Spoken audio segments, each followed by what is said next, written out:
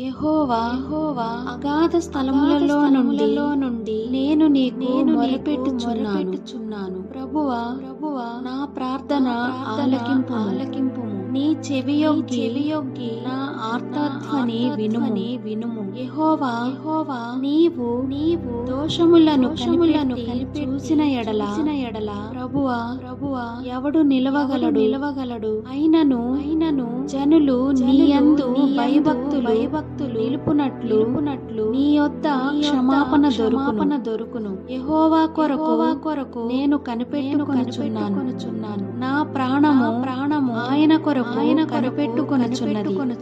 ఆయన మాట మీద నేను ఆశ పెట్టుకొని ఉన్నాను.